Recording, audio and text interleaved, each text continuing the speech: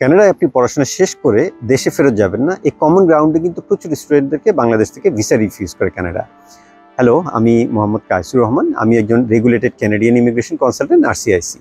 আপনারা যারা অলরেডি এই প্রবলেম ফেস করেছেন অথবা ভবিষ্যতে কানাডার স্টাডি পারমিটের জন্য পার্সু করবেন, তাদের জন্য এই ভিডিওটা খুবই ইম্পর্টেন্ট। যদি এটা একটা ছোট ভিডিও, কিন্তু আপনারা একটু মনোযোগ সহকারে দেখবেন।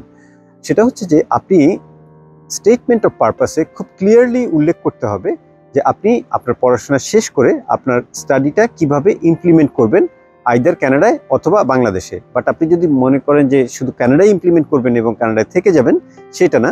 আপনাকে আসলে যেটা উল্লেখ করতে হবে সেটা হচ্ছে যে আপনি বাংলাদেশে ফেরত এসে আপনি কিভাবে আপনার এই এডুকেশনটা ইমপ্লিমেন্ট করবেন, সেটা কিন্তু একেবারে ক্লিয়ারলি উল্লেখ করতে হবে।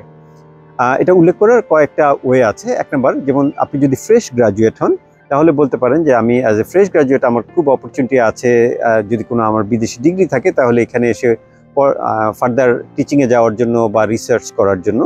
আর আপনি যদি প্রফেশনাল হন, যে অলরেডি আপনার একটা জব থাকে, সেক্ষেত্রে কিন্তু আপনি জবের জায়গা থেকে বলতে পারেন যে আমার এখানে পড়াশোনা শেষ করলে সেম কোম্পানিতে অথবা অন্য কোনো কোম্পানিতে আপনি খুব ভালো করবেন বা আরেকটা প্রমোশন পাবেন, অথবা আপনি নিজে এন্টারপ্রেনার হিসেবে কাজ করবেন। সো আপনার এসওপিতে সেই ইস্যুগুলি কিন্তু সুন্দর করে অ্যাড্রেস করবেন।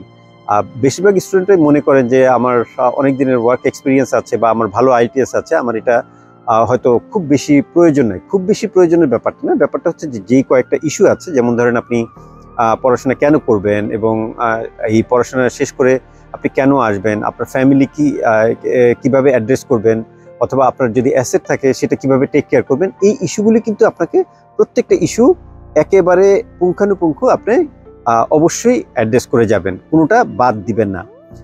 বিস্তারিত যদি আরও কিছু জানতে চান এই ব্যাপারে, আমাদেরকে ইমেল করতে পারেন। আমাদের ইমেল হচ্ছে LAVIE lavie immigration@gmail.com। সবার জন্য রইল শুভকামনা।